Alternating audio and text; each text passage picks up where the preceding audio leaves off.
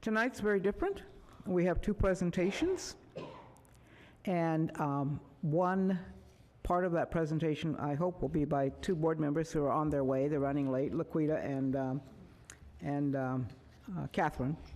But meanwhile, we're going to start out with our first panel that is going to discuss issues around and related to mental health. The second panel will talk about trauma-informed care. Okay. Meanwhile, tonight we don't have with us, excused absences are Bud Hewless, Vince Elmore, Rabbi Kahana, Opposite Jakari. I think that's it. Okay. So, Mandy, do you have any housekeeping things to tell people? Is she not in the room? Okay. Any housekeeping stuff? No. Do you know where the bathrooms are? I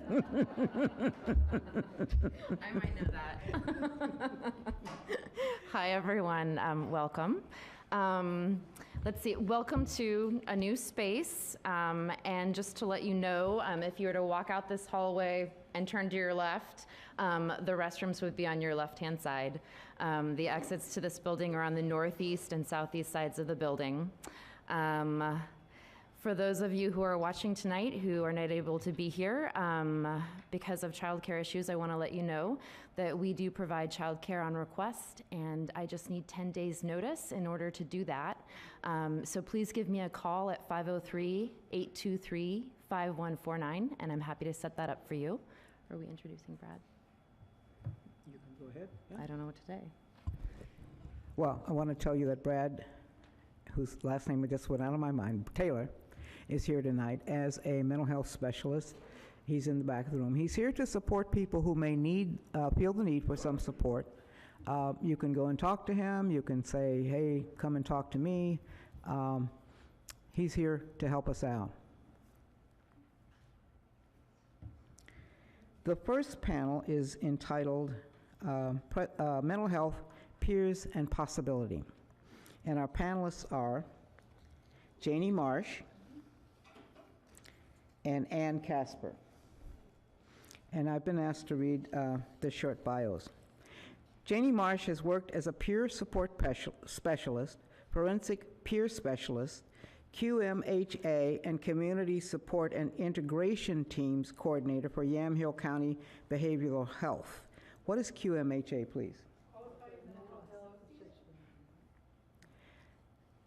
She's been involved in program development and has provided individual support in a variety of ways, such as mental health and addictions recovery, physical health and well-being, with supported employment and early assessment and support alliance. Janie joined Mental Health America of Oregon in 2014 and is director of MHAO, Evolve Peer Delivered Services.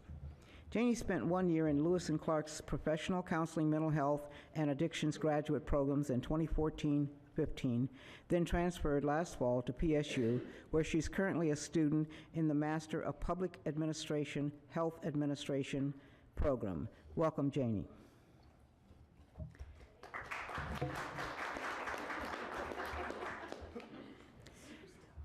Ann Casper. Ann Casper is a self-proclaimed really bad belly dancer who loves practicing French, German, Japanese, and now Italian. Her family has been in Portland for over 130 years. She has an undergraduate degree in international economics and a master's in applied linguistics. She taught English as a second language and U.S. citizenship at PSU, PCC, and other programs for more than 20 years. She was chosen by the Japanese and German governments to spend 1 year working in each country. She's enjoyed visiting 17 countries, including those in Europe, Asia, and the Middle East, and worked for SOAR in refugee settlements and helped get housing, education, and transportation support for more than 500 refugees and asylees. What is SOAR, please? Sponsors organized to assist refugees, Ecumenical Ministries of Oregon. All right. She is an accidental mental health advocate who worked as a peer support specialist at CATC and Clackamas County. Ann has volunteered at Multnomah County Mental Health and Addictions Division, Disability Rights Oregon, and the National Alliance on Mental Illness.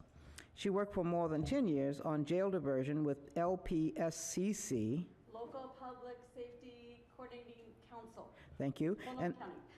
And the Portland Public Police helped create the Multnomah County Mental Health Court and volunteered in the jail downtown. She hosts a cable access show on mental health in Portland and has worked with the Portland Community Media Camera people here today at the COAB. Ann currently volunteers on the Legacy Unit project, having the privilege to participate in high-level meetings, sharing information as a person with mental health challenges, and getting other peers and family members involved. Ann has had her civil rights taken away in most of the hospitals in Portland, so she can tell you which have the best desserts. All right, thank you. I'll turn it over to you. Thank you. Do we have a remote for the, no, okay. So we're gonna do this very carefully. This is, actually, could I get a volunteer to help me with this? Shannon, can you come?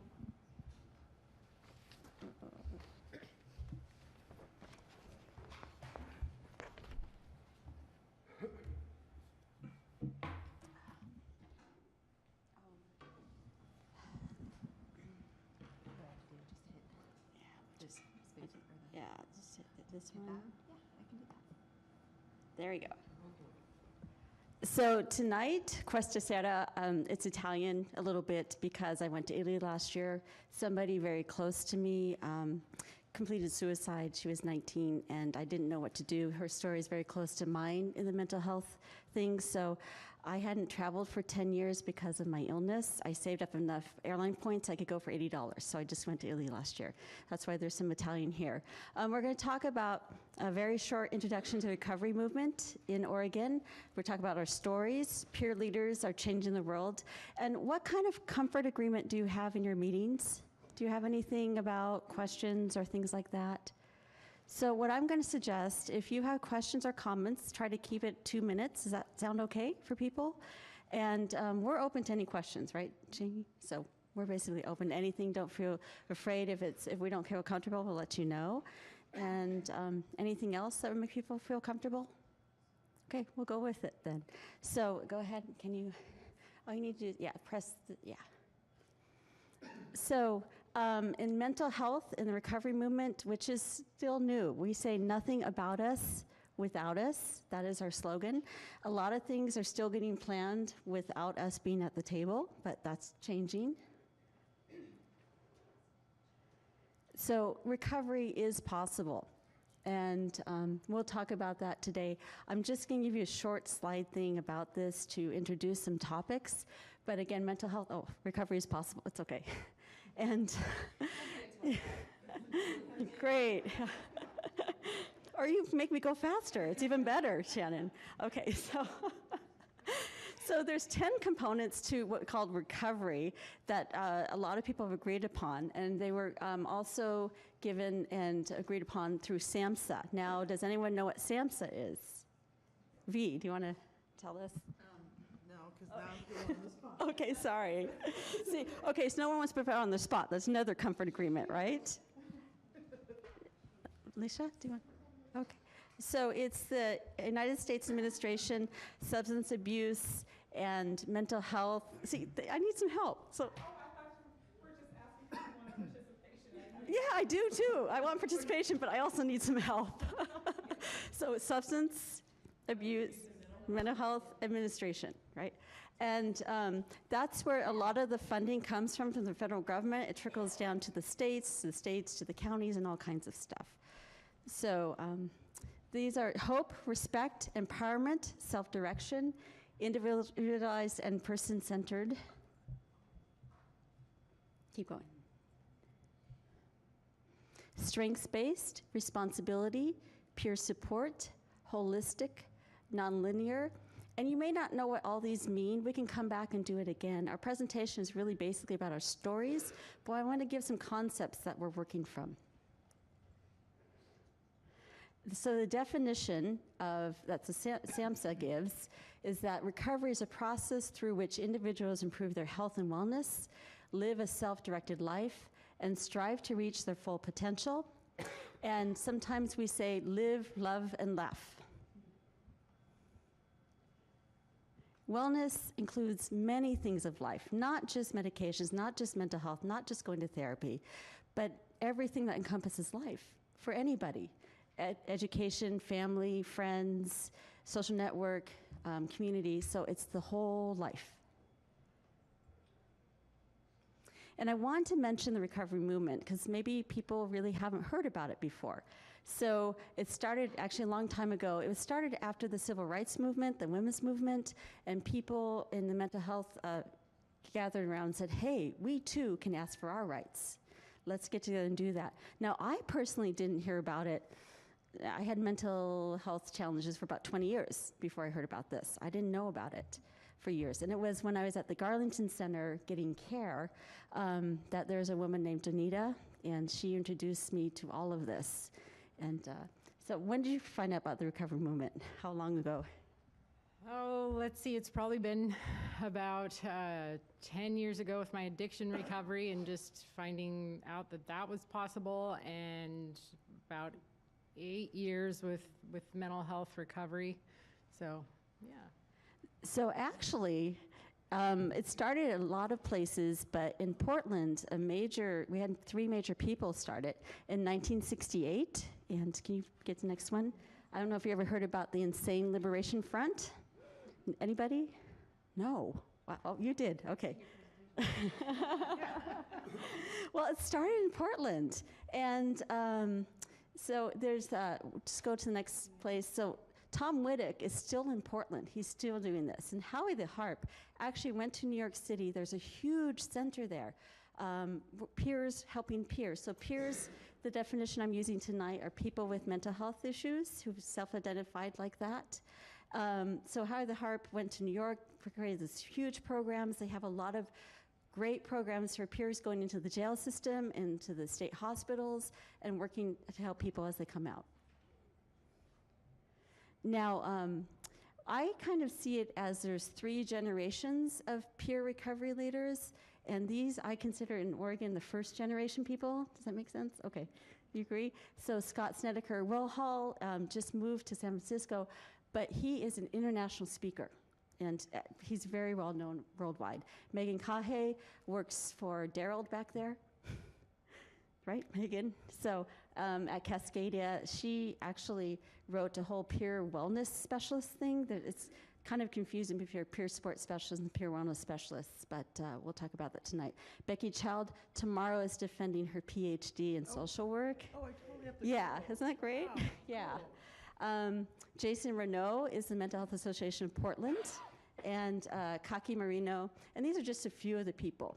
And they had a really hard time getting in and working with systems. So I'm grateful. I consider myself second generation.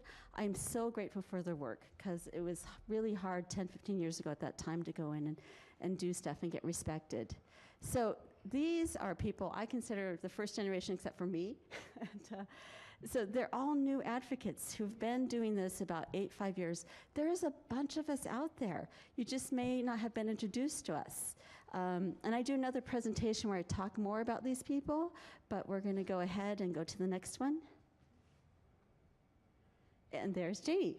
So Janie has some pictures. She didn't know what order I put them in, so we'll come up and talk. You got to What am I gonna do? talk about with the pictures, and then, Oh. then we'll talk. It's okay. We'll handle it. All right. You got to Oh. talk what the pictures are, because I don't know those people. All right, well, that's me. It was after a Blue October concert, so that was pretty fun.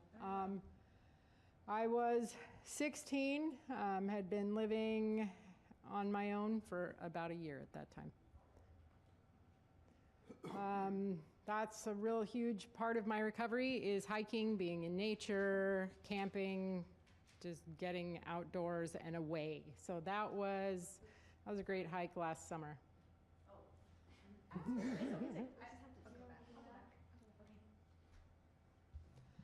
Another real blessing in my life is my grandkids, and that's the two I have so far, Zane and Evan. They have never seen Granny drink or use, so that's huge. And yeah, I love them so much. And I have two more on the way this year, so we'll see. One more grandson, and then we don't know what the other one is. So, another part of my recovery that's, you might know some of those folks, that's Corbett Monica back there who passed away this last year, and he is missed. Dual Diagnosis Anonymous, of which that's how I identify as well. And then that's Doyle Smith, who is currently the executive director and carrying on the mission of DDA.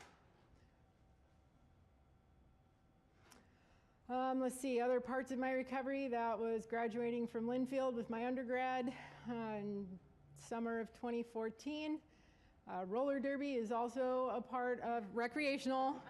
I don't get to play with the big kids yet, but I will. Age is not going to hold me back. So that's my dream, is to be fresh meat, which is coming.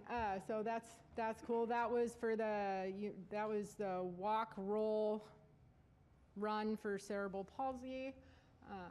Got to skate and lead that. And then that was at, the other pictures, my fiance and I at my son's wedding last March. So I feel like family is a huge part of my recovery as well. I have a relationship with 3 out of my 5 adult children. So 2 I haven't gotten to know since they were children, but I still hold out that hope. So. Oh God, okay. That's my BFF and me at my graduation. We can skip if you want. No, I don't care, it's fine. That's me 10 years ago plus. 10 years. There's 24 mugshots. They're not all up there. Just two to give you an example of where I was. So I'll just go a little bit into me. And who has heard of Dual Diagnosis Anonymous of Oregon? She mentioned it. Anybody heard about it? 2, 3, 4, 5 people. So Dual Diagnosis, it started with Corbett Monica, the man that was back there. He was going to AA and found that AA didn't really fit for him. Sometimes AA groups didn't like to talk about people taking medications, things like that. So he started a whole new group called Dual Diagnosis, which talks about addictions as well as mental health, right? And he used the 12 steps plus made another 5 steps that work with addictions. So this is me in Oregon. Yeah. And I just found this article, and I got a scholarship to go to Germany. This is when I was quote unquote still a normie or normal. It's before my psychosis hit. But I just was kind of laughing today because the quote I have is, "I want a world where people are not afraid of other people." And that was when I was 17. I still want that world. Anybody else want that world? Yeah. Yeah. All right. I went to Lincoln, yeah. I was from Northeast, but I went to Lincoln. Oh, okay. I was international studies, yeah. Oh, okay, cool. And actually, that's a cultural shift, too, going from Northeast to Lincoln. That's a whole nother thing. These are my nieces. I actually chose not to have children and not to, because I didn't want to have children go through all this turmoil that I go through, and I get into states where I don't know who I am. So it was really a sad thing for me. I'm so happy to have nieces. And I have a TV show, and that's Lou Frederick and his wife. I love that interview. But I do have a TV show on YouTube, and that's why I know these guys. He's my teacher before for cable access, Tim. It's really good. So that's another hobby I have. And I just want to say, too, sometimes when I was so depressed or when I came out of being committed, I would just go hang out at the TV cable station, do nothing, pretend I was editing, but then I had someplace to be where I was around people. So these guys don't know it, but I was just kind of sometimes hang out, but I do make programs. Yeah. I taught in Japan for a year, and I also ended up in the hospital system with police there, but that's a whole nother story. But I love teaching. So my first degree was economics. I wanted to be import-export trade or diplomat. That was my whole dream. Well, until I went to the hospital first time, and I knew diplomacy was out. Yeah, they're just not gonna take a person who gets psychotic and is registered as so.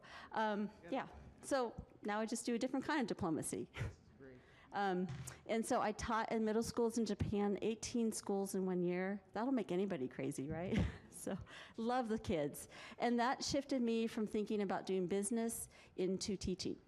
And these are people, it's okay, Japanese people I live with today. So I come home and we all speak Japanese together. It's really fun. For me, cultures are very, very important. Again, when I worked with refugees, so that is actually a Kurdish party this year.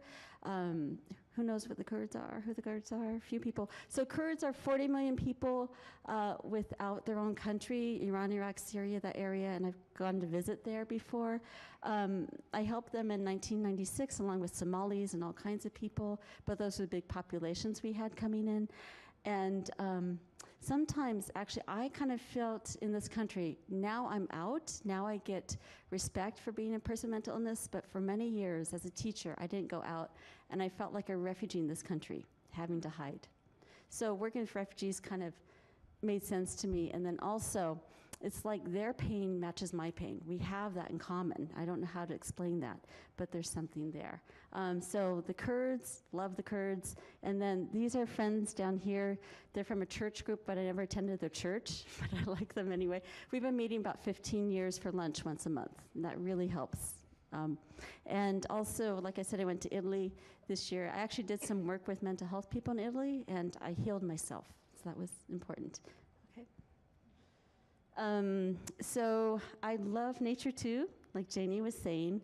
I went out 2 weeks ago to check out 4 hospitals that are the model for Unity. I paid my own way, and it's hard for me to go into hospital systems because of my own experiences them.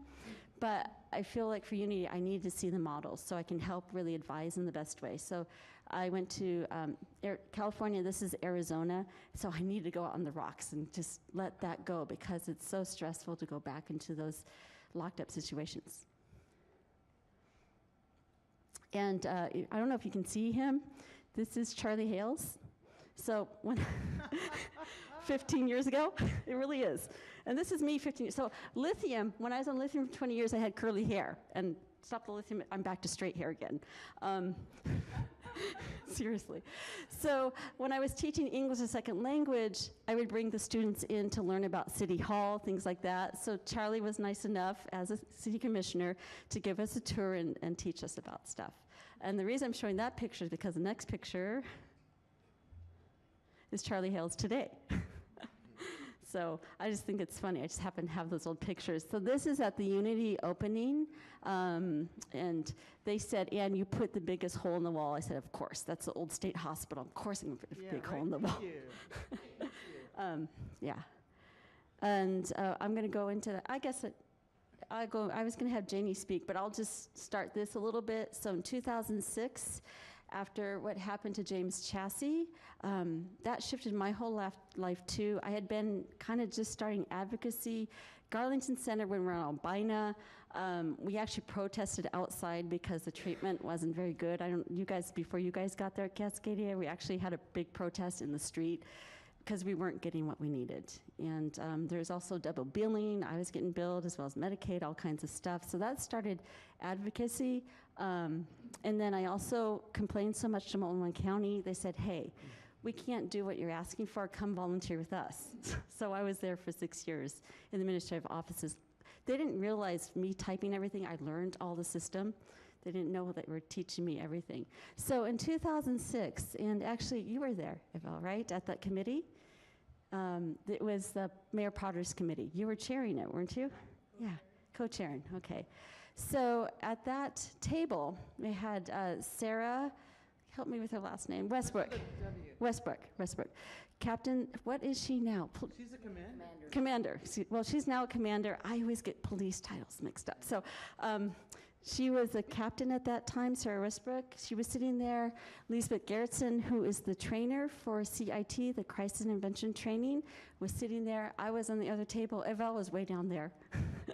And I was just so furious at them. Like, how could this happen? How could the police do it? I mean, I could feel it in my body how angry I was at them. And we were across the table for a long time. We actually started working on the ideas came for the plans for the Crisis Assessment Treatment Center at that table, CATSI, which was really good. We also looked into training. As a person with mental illness, I learned about the psychological testing for police. We really went into a lot at that time. But I was just really angry at them. And then what I perceived, whether it's right or not, they treated me like I was less than. I mean, that's what I was getting at that time.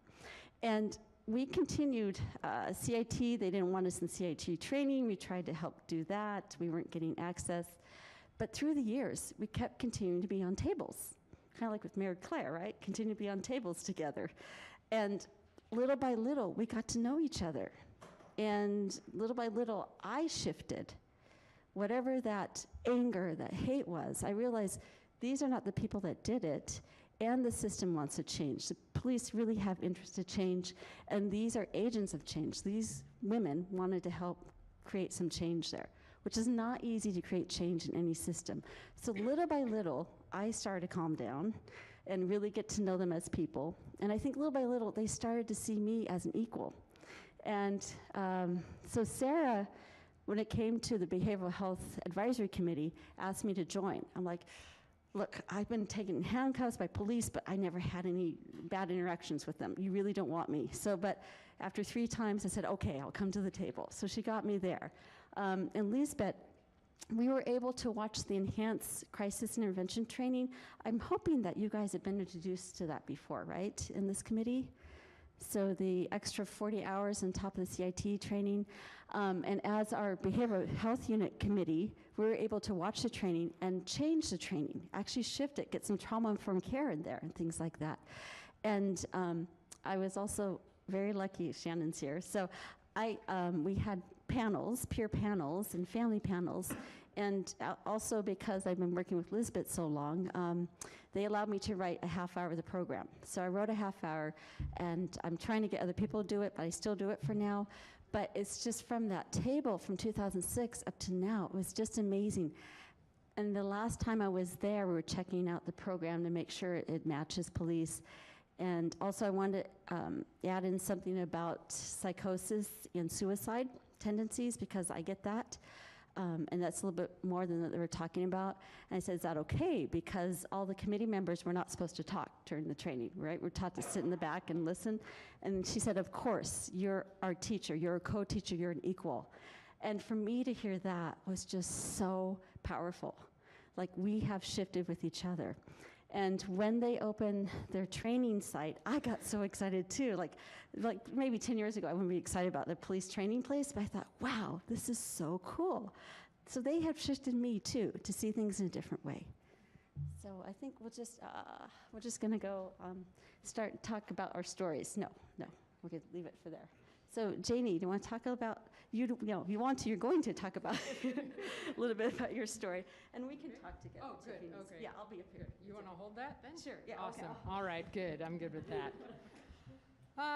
Let's see, so part of my lived experience, I say that I'm in recovery from a diagnosis of schizophrenia. I don't live bound by that diagnosis, and I've found a recovery that works for me without medication. And there was a time of my life where it was needed, probably saved me and some others for a few years. It really helped stop the torture that I was experiencing and could not cope with.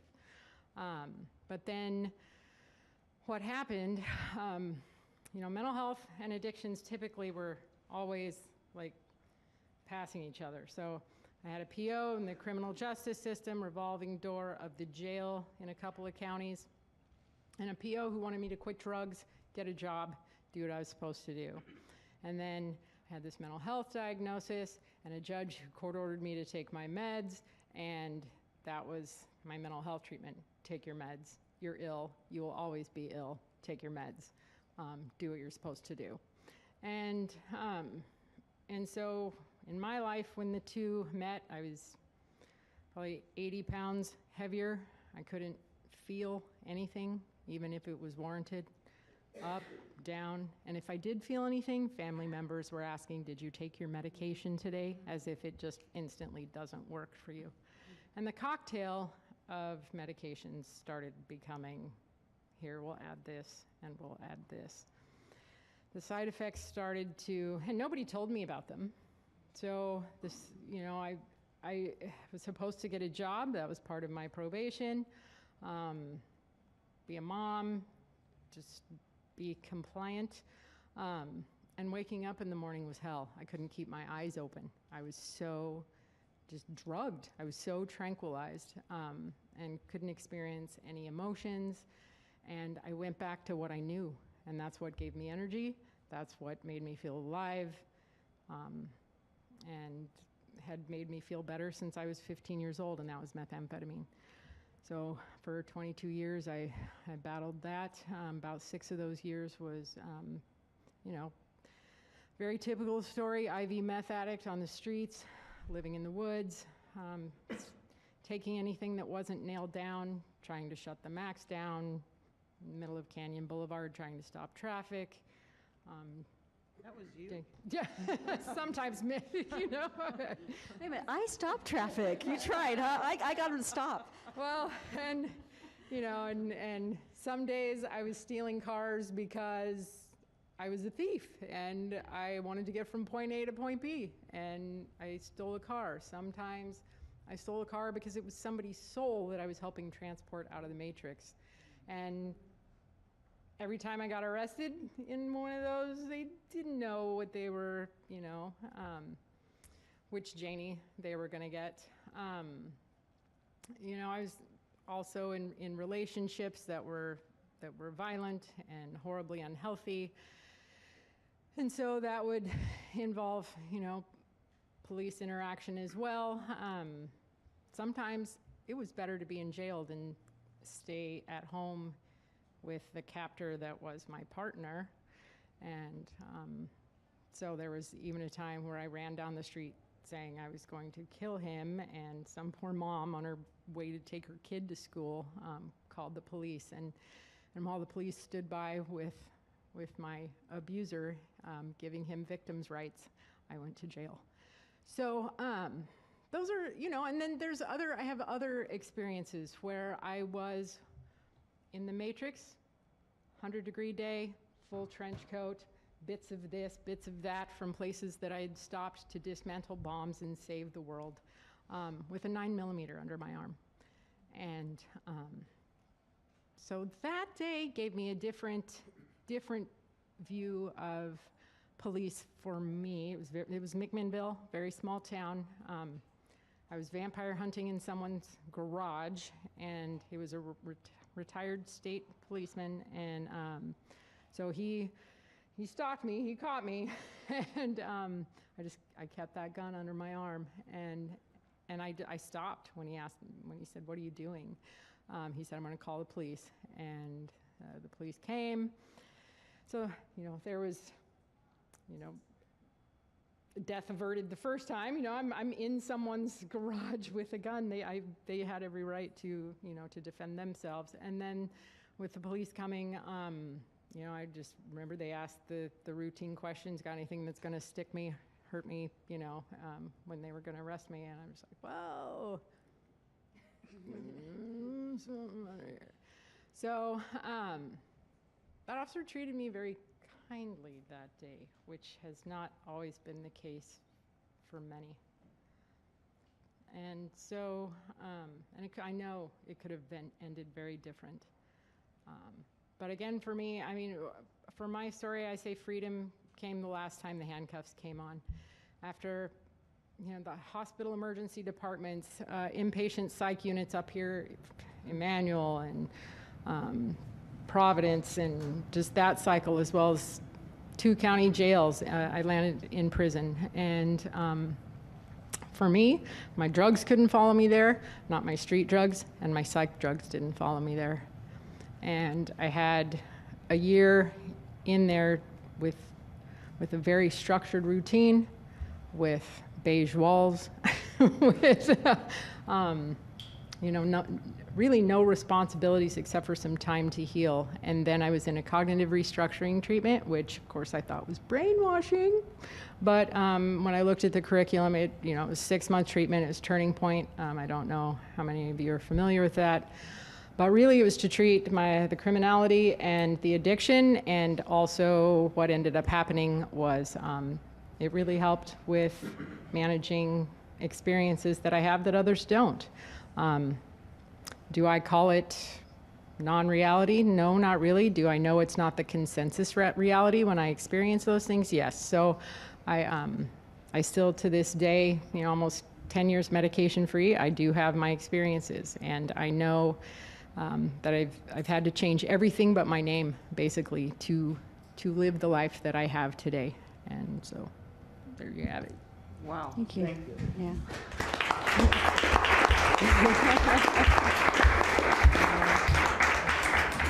So I think I'll just go home now. No, my story started when I was 18. I'd come back from Germany, and I was sleeping 20 hours a day. I got a job selling hot dogs, but I couldn't stay awake. I was just so depressed. Just saw this black wall. I don't know if everyone's been there before. This black wall. I couldn't see through life at all. And I was going to start at University of Washington, and I went, the psychologist, we didn't know what to do. Went to a bunch of doctors. What's wrong with her? We don't know. Physically, she's okay. Why is she acting like this? I ended up going to college, and then I wasn't sleeping. So it was just the opposite. I was awake like 20 hours a day and started to see things, and people started to look like aliens, and I didn't know. And my parents finally came up and got me. I was in Seattle, and that was, I was just so scared. I just thought people were out to kill me, that something dark in the world was out to get me, and so I physically fight every time I go to the hospital. I don't go willingly.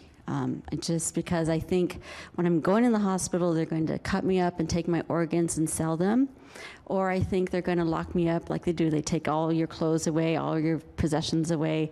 And I think they're going to lock me up and make me a sex slave. Like, they're going to lock me in this hospital and do that. I won't be able to get out. So this is the visions that go in my head. And that first time they took me in, it was Providence. And it's different now. This is many years ago. I was just fighting out physically because I was so scared. And so I got in the padded room. They tied me up, the shot in the hip, the whole thing. And that was my introduction to psychiatry. That was a pretty tough introduction. And for me, just to be in this white room, really the padded walls, the whole thing, with 4 cameras, with no explanation what I was doing there, is probably the loneliest time I ever had, because it just doesn't make sense. And then to be drugged up and not know what's going on, things are a lot different now. And I know from working at the Crisis Assessment Treatment Center, we actually haven't put anybody in restraints yet. We've been able to de-escalate people. And in the hospitals, they really try not to do that. So it's better that way. My life kind of goes up and down. There's years when I'm fine, because I've seen all you guys at different meetings and stuff, a lot of you, and there's years when I'm not fine. And I've been on 27, last count, 27 different medications. I always say by 80 I'm gonna be blue, because I don't know the long-term side effects. The lithium curl is gone, because I'm off of lithium.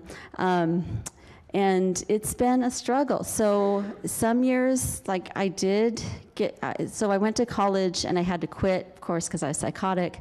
But I went back, University of Washington. I was going to finish that up. And then I went to go work for a while, sometimes getting psychotic, sometimes not. Worked with the refugees, worked at night, full-time to get my master's. Sometimes the mania really works. It's amazing what you can do. I've done really incredible social work stuff in the city of Portland from that energy. So it's not always bad. Some good things have happened here. You can always be relied on. Yeah, I can be Last minute person? Last minute person, you got the energy. Yeah, I can do it. And enthusiasm. Totally. So the mania is really high sometimes. It's not always bad. And I lost my track where I was going. But so sometimes, so I've had to quit school. I remember actually being on one drug where my thesis for my applied linguistics degree was studying 30 Somali women who were pre-literate with their tutors. And I remember just having a book, and I couldn't read because the medication didn't allow me. The words were going around all in circles. I'm like, I can't read either. They can't read, I can't read. So I'm in this same boat. Yeah, the medications, I would say the last 7 hospitalizations have been because of coming off medications. I'm still on some medication, but coming off, people just don't do enough research on that. What happens? For example, people coming out of jail, what happens when they can't get their medication? For me, some medications actually cause psychosis. It does. Coming off actually causes psychosis. That's a side effect, which is something that we didn't know about. So I'm wondering if in my life some of these up and downs just came back from medication changes. I was on one medication where that was about 2-3 years where I can only speak about 5-6 words an hour. And I know some people now wish that was true too, but it's just, so I have to come off of that. It's about working with the system. I ended up in the Multnomah County System Oregon Health Plan because partly I was getting money teaching PSU, PCC, but at that time with a diagnosis of bipolar, I couldn't even purchase insurance. Just was out of the question. So I had this mental health stuff, but I couldn't get medications and help, and I actually lied on one insurance company to at least get basic care if I got almost dead. They didn't find out for 2 years, which is good, because I couldn't even get catastrophic care. Couldn't get any care at all. And, okay. So it's been a hard ride. I ended up in the county system. And at that time, sometimes they would just give us samples, like try different drugs, try this, try that. And that wasn't always so helpful either. And I think now things are a lot better. Things are being watched a lot more carefully. There's been advocates, and there's a lot of people here I see in this room who really care, who've made the systems better.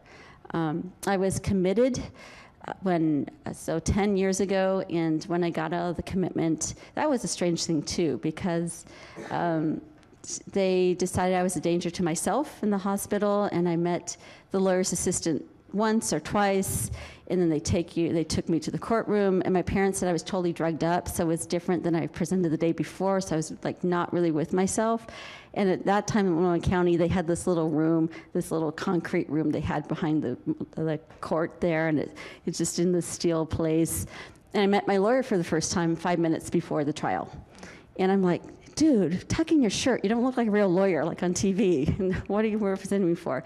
So I was actually committed, and so I lost my civil rights. And also, I think there's people here can talk about the 72-hour holds, and you lose your civil rights then, and 14-day diversions, things like that. So I've been through lots of that. And about a year after that, someone said, hey, you can appeal. We want you to appeal. So to change what's going on with how commitments are decided upon, people appeal. And I went through appellate court, and actually I won, which means I shouldn't have been committed in the first place. But after I got committed, I got a $30,000 bill from a dentist. So it's interesting, they take your civil rights away and then they charge you for it. $30,000. And you are the first, they charge you first. Multnomah County tries to get the money out of you, your system, before they go to themselves. And it went to collections, and it was just really scary. Like, am I going to lose everything I have? And it wasn't my choice. It was just, you go to jail, you don't get charged, right? Actually, the state hospital, you do get charged too, but that's, right? So it's kind of odd to be in this place where you need mental health help, and yet you're getting charged for it if you didn't choose it, if it's forced against you. So the appeal, I went through the appeal, I won, and then because my case is kind of well known, it's used as a case study now, you look on the internet under my name and state of Oregon, pops up right away. It's really great for dating, when people are searching you out. So, and I don't think these cable people don't even know my story, because I don't tell everybody my story. Now they do tonight. But so what my lawyer, Benjamin Hale, and I decided to help, and they tried this before, it didn't work. At Multnomah County now, when you're committed, the records get sealed. That's it, no one can touch it. But now, when you're committed, or if you appeal, the records can go out with your name. So we changed it so Multnomah County, when the appeal starts and everything's under initials. So somebody else's name won't go on the internet like that. They'll have an anonymity. So that's really important, I think, for me, to know that other people won't have that happen to them. Yeah. So that's really beyond it's really beyond criminalizing a whole group of people.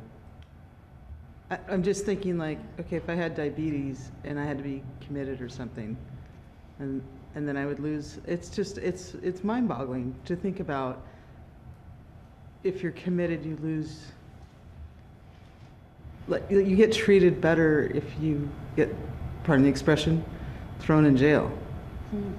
That's sobering. I'm glad you brought that up. Oh, thank you. I'm going to research that. Okay. Go in jail costs money too. Okay. Shannon, do you want? No. No, it's okay. Yes.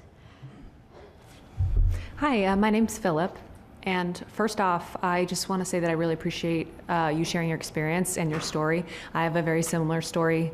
I started using drugs when I was 19 and experienced psychosis. In addition to me being deaf, American Sign Language is my first sign language, so approaching police with psychosis and my use of American Sign Language was tough.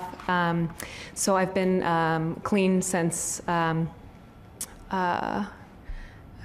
it was when I was 28 years old, so now I'm 42. I'm trying to do the math here. But anyway, 16 years I've been clean. So thank you for that. But I was just curious about your experience and your interactions with police and working with the system in general.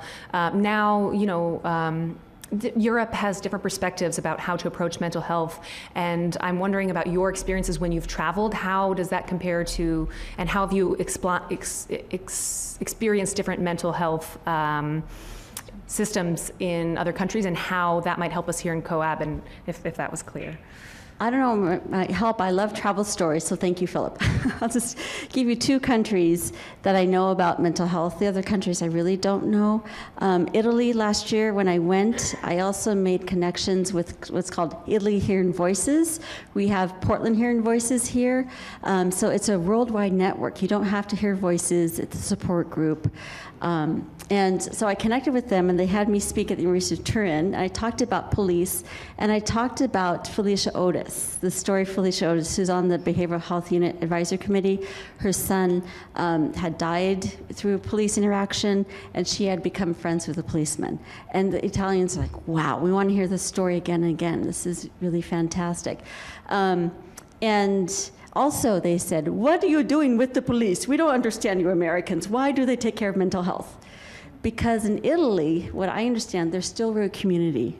People still really know each other. We used to have that here, I think, and we've kind of lost that. So that's one way that the police are not involved, because there's other people helping. Also, in Rome, I was in Rome last time, and I went to a speech at a hospital, and in Rome, there's 150 inpatient beds for all of Rome, and Rome is huge. I mean, it could be like, what, 5, 6 different Portlands all together? I don't know how many millions are there. Portland, we're going to have 102 inpatient beds. We're about 110 now. So think about that. You have this huge population in Rome, and yet it's only 150 beds, and basically it works. Why is it working? Because they have a lot of outpatient care. So in that one hospital, which is the size of any Portland hospital here, they had 35 psychiatrists. And they also have help outside. They had a program where instead of group homes, actually families would get paid to host people. So it was just very different way of thinking. Now Japan, I'm gonna go back to Japan, planning to next month or the month after, and I've been embarrassed to go back because I worked for the year for the Japanese government, it was fine. The summer came, my lithium became toxic in my system. And because it became toxic, I became psychotic. And I had a bunch of money, I traveled around different cities, I did a bunch of really weird stuff, and I got really embarrassed. I ended up in 3 mental hospitals in Japan, and because the system is different now, I'm not gonna tell you the conditions, but they're conditions you don't wanna live in. Again, it must be different now, I'm gonna go back and check it out. But the police were great. They don't have guns, and they were very gentle with me.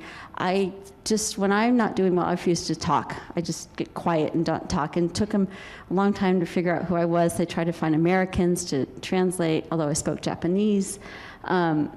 And somehow they just figured it out. Oh, I remember one time too, I was in a hotel and I thought a fly told me to go do something to save the world. So I took a fire extinguisher and I extinguished the whole hallway. And you know what? I wasn't arrested. They got me mental health help.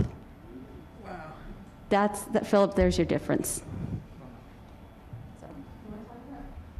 Okay. So we have any other questions? Yeah, I have a question. Yeah. James, come on. Together. A part of what has been a concern is a stigma associated with mental health. Can you say something about that, how you see it, how you experience it? What would be something that would help get rid of it? Well, I want to talk about one story that is okay, that came up to me when Garlington Center, so I was in Cascadia and Garlington Center in Albina, and I had gotten a low-income house in the Elliott neighborhood, which has no more in low-income houses, right? But it was low-income at that time. And I'm sorry, I didn't see you guys to my back. And so I was living there, I had this house, and people came knocking on my door from the Elliott Neighborhood Association. And they said, would you please sign this petition? I said, okay, what petition? We don't want Garlington in our neighborhood. We don't want Cascadia in our neighborhood. I'm thinking, wait a minute, this is me. You're saying you don't want me in my own neighborhood. Wait a minute, I own a house here. So that was stigma in my own neighborhood. And now I contacted Daryl because I've talked to Cascadia about different uses of language. Instead of saying the mentally ill, people with mental illness, instead of saying we suffer with mental illness, maybe sometimes we suffer, but maybe sometimes we don't. Not all voices for people are bad. Some people get really good voices. Wouldn't that be nice to have? It's an experience, not torture. Sometimes. Torture is what, to me anyway, it's what somebody else does to you, right? I mean, I think some people would like to be able to torture themselves in a way, but I don't think that people that have mental illness wake up and want to torture themselves. No.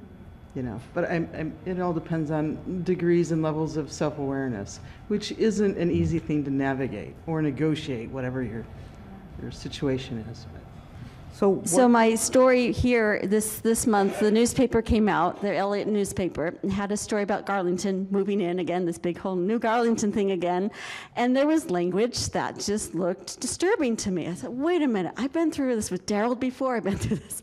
So I called Cascadia, and it takes a long route, and they say, oh, it was a contractor who did it. So I contacted the contractor. She said, oh, thank you, I didn't put those words in. It was the new Elliott newsletter. So I think last week, I actually went to the Elliott Neighborhood Association. They said, no, we didn't do it. So actually, I'm still waiting for the answer. And my thing is like, okay, so language is out there, so what? Let's make sure it doesn't happen again. That's the point. I don't know who to contact, though, because that's part of the stigma thing. Do you want to talk about stigma? So I didn't make this saying up, but I like to borrow it a lot. And so what helps with changing stigma is that recovery is probable, that it is likely, that it is not only possible, but that it is probable. And so with, when someone gets maybe diagnosed with an illness such as cancer, or there's that hope. Someone, yes, it's devastating and it's hard, and I don't want to minimize by using it as an example because I haven't experienced that, so I apologize for anyone who that really says you haven't had cancer, please don't talk about it. But there seems to be some hope that goes with that. Like, what can we do to get well, to get it in remission, to live longer and to live your best life. And that's really for mental health. It's a snapshot. When you see that person in the worst part of their life, it's a snapshot. And rather than telling them that it's a lifelong curse or illness, that this is the way that you will need to just manage it, and then it becomes your identity. And so the schizophrenic, rather than a person who experiences realities that others don't, or the list of names that are not person first. So just being really, language matters, and in all realms. And so just hope for that person when they don't have it, and just, yeah, language. They're a whole person. And so if, you know, and even if someone wants to be a rock star or the Messiah and they've just gotten out of 20 years at the state hospital, break it down. Okay, those are great. Those are huge things. What's the first thing the Messiah does? Does he need a driver's license? Does he, you know, what, a home, an audience? What do you need? So, I mean, there you have it. Okay, yes. I keep wanting to go back to my chair. It's my little safety zone. You can just bring it up over here.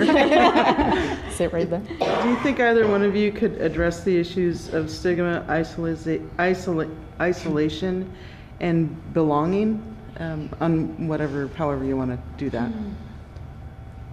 Well, I can talk about, because through NAMI, and I don't agree with everything NAMI says. They know that. They haven't fired me yet.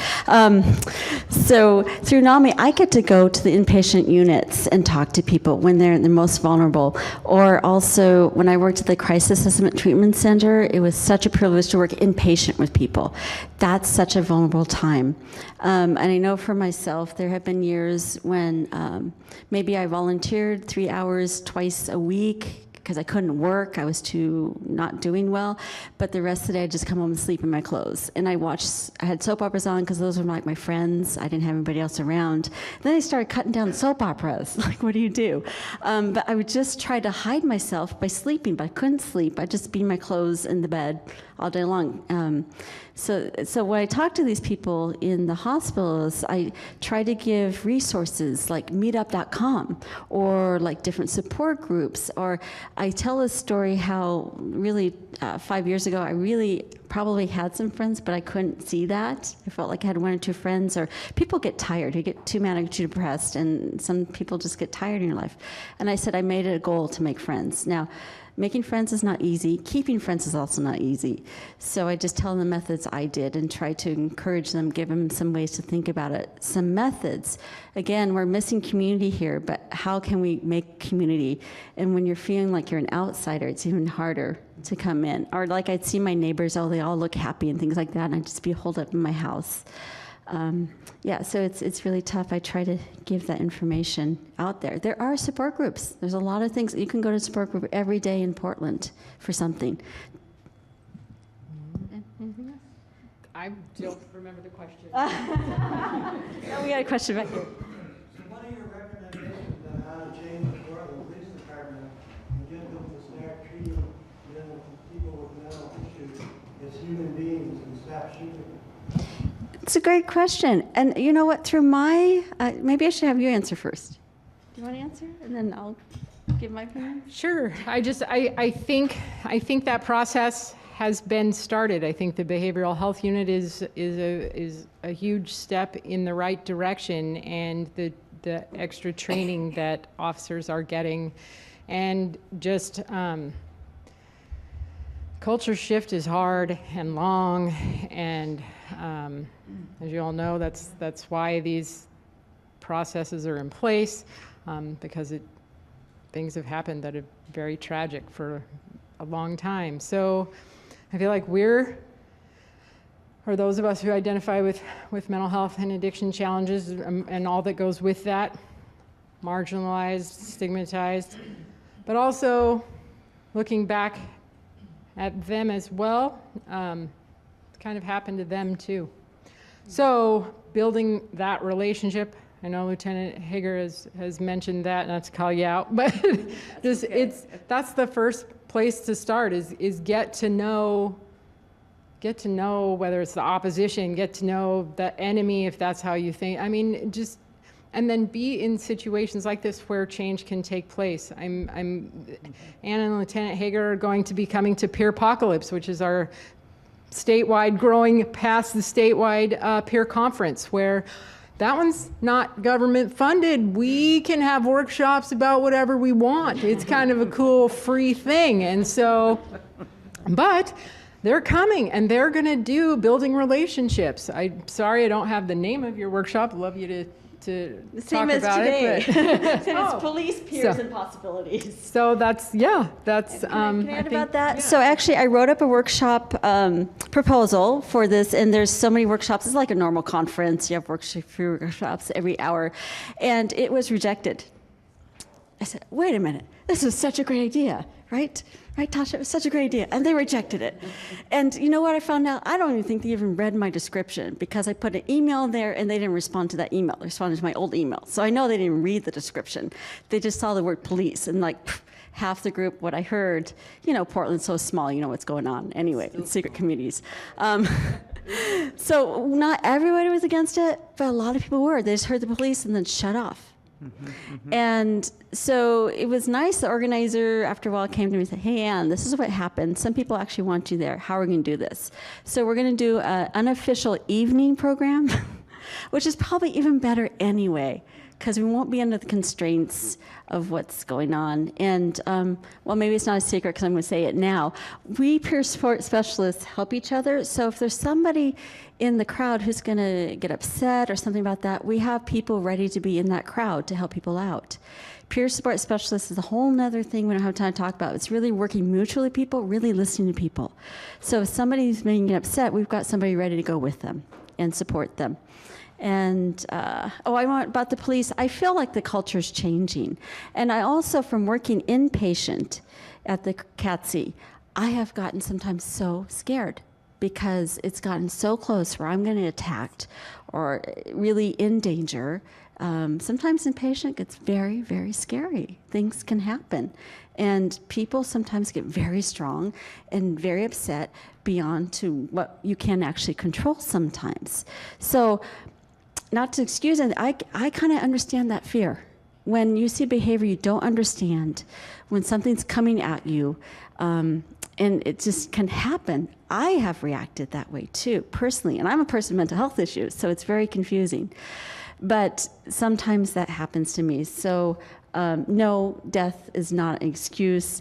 But I think through the training, it's learning to shift the mindset. I know in Hillsborough Police Union, they actually teach a mindfulness thing, a meditation thing, to shift the way of thinking, to slow down so it doesn't automatically go to that freeze part in the brain, that it shifts down. So Hillsborough is a good example. Yes, IPNB. Can be. Neurobiology. Can help. I'm sorry. So we had two hands, and we'll go to, yeah, we go to you first. You had it. Janie, come on. Bring me up here. Hi. First of all, I just wanted to thank you both for coming here and sharing your stories. And like Philip, I'm very moved by both of you, and wanted to respectfully ask if folks from the COAB wanted to be engaged in the event that you're describing. Could you give us more details? And further, could you guide us as allies or accomplices in this work, how we could come into that space in a respectful way? I would really like to understand that as well. I'll just say, we as peers, there's no way to come in and respect. Just be yourself. We accept people wherever they're at. Wherever they're at, even though they're not feeling respectful, we respect them, right? We just open our hearts to them. So you don't have to think about coming in respectfully. Wherever you're at, we'll support you. We just accept you where you're at. Because humans go up and down anyway every day, right? And we're taught as peer support specialists just to accept everybody. That's not, and not be non-judgmental. And that's not an easy thing either. But that's what we teach, and that's what we try to be in our work lives as peer support specialists. And those words I came up at the first and the beginning, those are really concepts we try to work with, which is so different than a medical model, than other places, than the police way of doing things. It's just different. And it's a privilege to work that way. And she'll talk about peer apocalypse because you talk about your job. I mean, she's a big manager now. Mental Health America of Oregon is who I get to work for. I'm still always really excited that I have a job. It's Peer Apocalypse, and it has its own website, so I could spell that if you're interested in going to the website, PEER, And the rest is like apocalypse. So Go to Mental Health America of Oregon. Yeah, and there's a link. So MHAO, yeah, .org. Yeah, .org. And so click on the link. And plenty of time to register. We welcome clinicians, anyone who wants to know more about peer services, the peer world. There's really cool workshops that like eCPR, which let's get that spread worldwide. What is that? Emotional CPR. So, and it's like this kind of, you get a little, it's like meeting someone where they're at and walking through that crisis with them, if, you know, and offering emotional CPR like you would physical CPR. So that's a great training. The list of workshops is up. It's going to be at Seaside Convention Center, March 14, 15, 16. Thank you. I should know this. We're planning it. So MHAO is hosting and planning it. So I should know this stuff. I'm less involved this year. I get to be director of our direct peer support services, and we have a pretty diverse group where we can provide peer support. Clackamas County, Good Sam Emergency Department. We'll be starting OHSU, more focused on addictions. We just wrapped up a Kaiser pilot. Providence, we started a peer support with Project Nurture and Providence to support moms, pregnant moms who are struggling with addiction or and pregnant.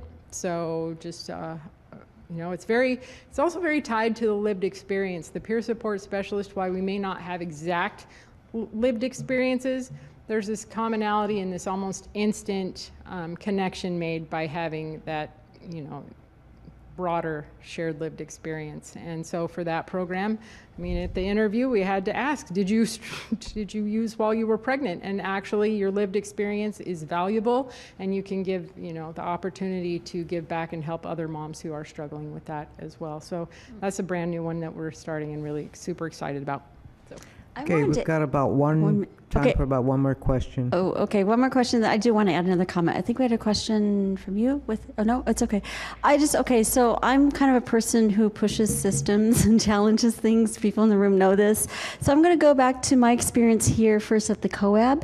I came, one of the first meetings actually, and they had invited Bob Jundeff to come speak about their peer community. And those of us in the community were like, wait a minute, we love Bob. Bob is, I absolutely he's an incredible person doing wonderful stuff for us. He doesn't identify as somebody with mental health issues though.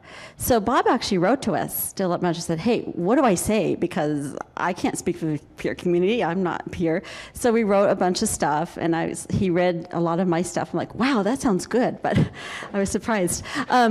So that was my thing, and it was hard for me. I don't know if you remember, I actually spoke to everybody, and what I said at that point was, you guys have such a chance to get to know each other. So all these different groups here, what an opportunity. And I was hoping that at this COAB, and I don't know because I haven't been here, that you're really starting to know each other at different places. You all together can shift things.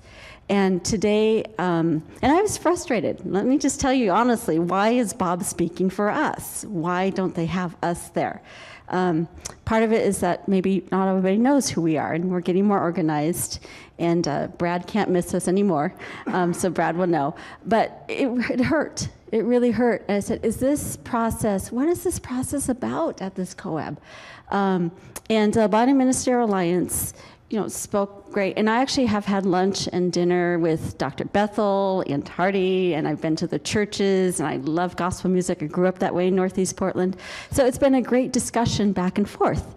What are you looking for? What are we looking for? How do we work together on this? And the Unity Project, actually, Dr. Harding, is it Harding or Hardy tonight? I'm not thinking. Harvesting, thank you, I'm sorry.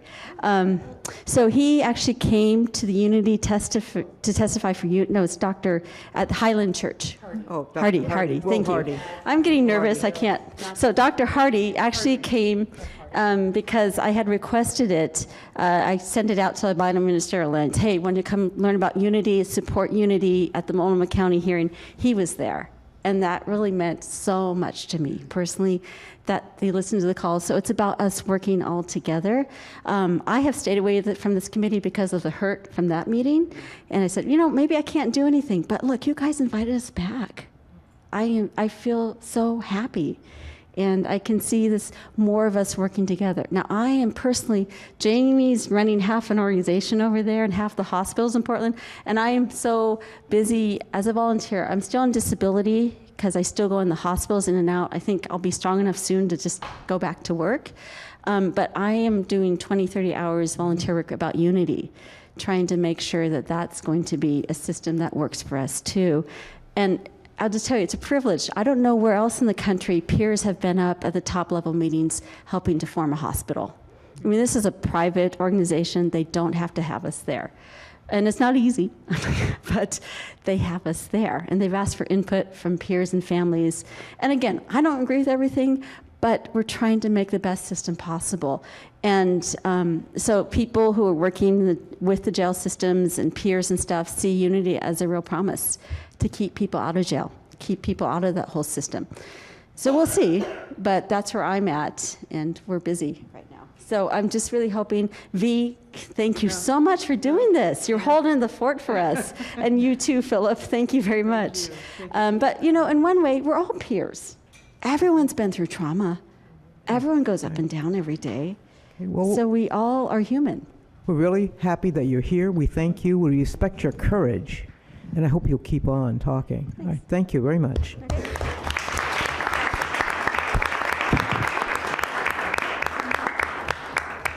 Laquita and Catherine asked for some time. Are you leaving, or are you guys going to be here for a minute? Thank you. Thank you. Will you be here during break?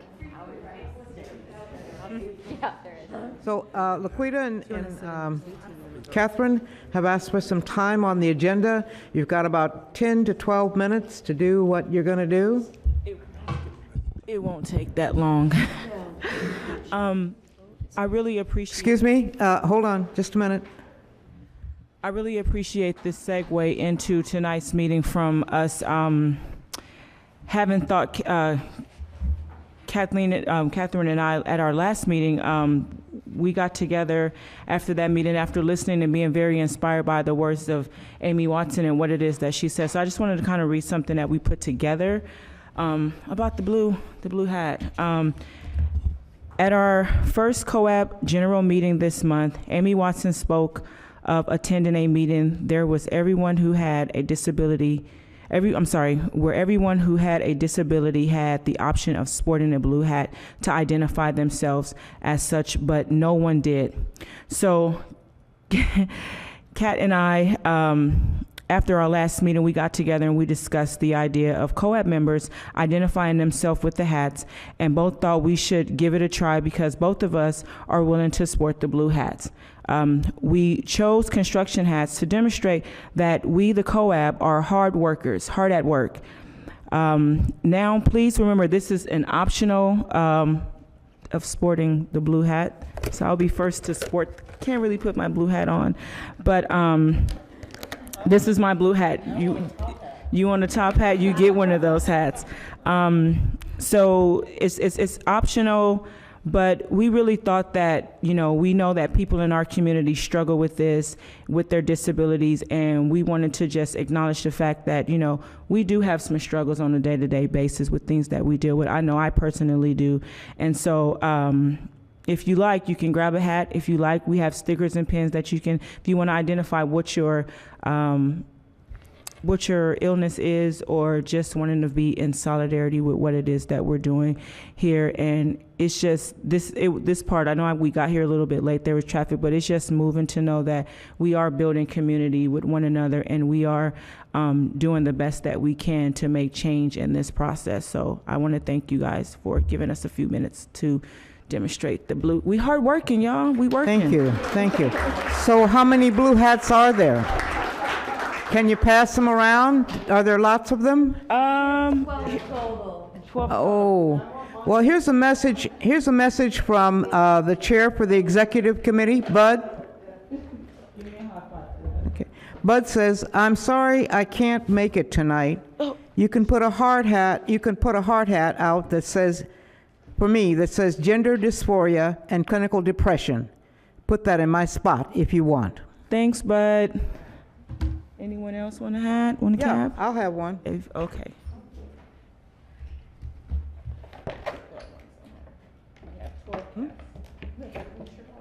It goes with my shirt.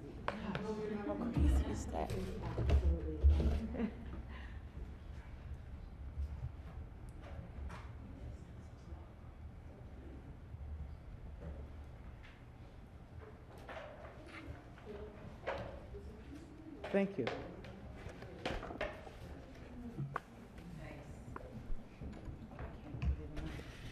That's for Bud. Thank you, Laquita and Catherine, for being thoughtful and for giving people a chance to participate on another level. Yes. Thanks a lot.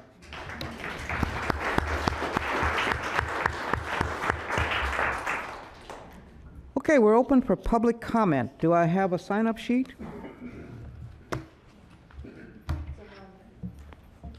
Thank you.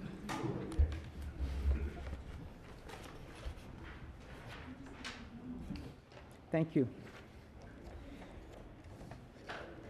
I have several people signed in, but I don't see anybody who said they want to make a public comment today, except for Ann Brayfield. Okay. Can't see you. Let's start with Ann, and we'll come to you, Laura. I didn't put my name on that list. I put my initials on that list, and you keep calling my name out on meetings when I don't identify myself. So I would please ask you to not identify people that don't put their names on the list. Thank you. Excuse me, I have a note here for Ann Brayfield who would like to, okay. So again, is this on? Hello? So again, my name is Brad Taylor. I'm a mental health specialist with the city. And I thank all the COAB members for being here and members of the public, and certainly Ann and Janie. So these comments are from Ann Brayfield, who is participating through the live stream. I am Ann Brayfield, concerned citizen. In the context of Ann sharing in her presentation tonight that her civil rights have been violated, I would like to suggest that Keaton Otis in 2010 and Michael Johnson in 2015 also had their civil rights violated. Ann is fortunate to be alive. Otis and Johnson are not. While I do understand the work of the COAB as it relates to the settlement agreement, I would suggest that this body undertake an effort that may not be within its scope of work, but it is related to policies you are making recommendations on. As a community, we need to solve a problem that existed in 2010 and appears to continue to exist. We shoot the sick. When I put the Otis and Johnson cases side by side, I found that in addition to the outcomes being the same, many of the officers, the deputy DA, and the detective involved were also the same. That led me to think that the outcomes were not a coincidence.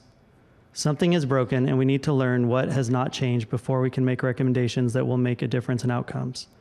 As a start, please find a way to look further into these two cases to be fully informed as you make recommendations on policy. Thank you. Thank you, Ann.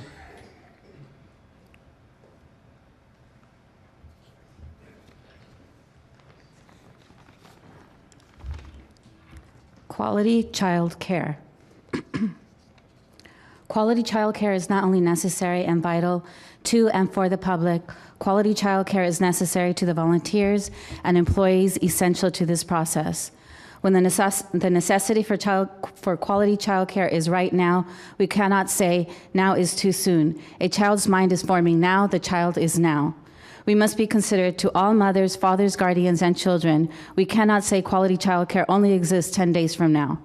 To assume and imply that everyone should and can plan that far in advance is not only unreasonable and discriminating, but also inconsiderate and elitist. Quality child care in this place is necessary for the public involvement, is necessary for outreach and outcomes. Quality child care is not only necessary here, it's necessary everywhere. Our children are counting on us to make the necessary changes that are affecting our future, their future. Quality childcare is not a bunch of toys in the corner in a room full of adults speaking. Those of you that are in charge, those in charge of monies, those that have the power to implement quality childcare should be ashamed of themselves for withholding the service from the public, volunteers, and its essential employees. Quality childcare goes hand in hand with quality customer service. Quality customer service includes everyone and leaves no one out. Quality childcare does not discriminate and is available at all meetings regardless of a phone call 10 days ago. Quality childcare at all meetings will demonstrate quality customer service. Let us learn together from this process and from each other to nurture and protect all children. It is urgently necessary to implement quality childcare at every public meeting. Police murder children. Tamir Rice, 12 years old. Ayana Jones, 7 years old. Jenny McMillan, 16 years old. Jeremy Martis, 6 years old. Angelo Jackson, 6 years old. Micaiah Jackson, his sister, 3 years old. Ramir Tulis, 3 years old. Sierra Myers, 12 years old. God bless their mothers and their fathers. Thank you. Any more public comment? We'll take a 10-minute break, please, and come back.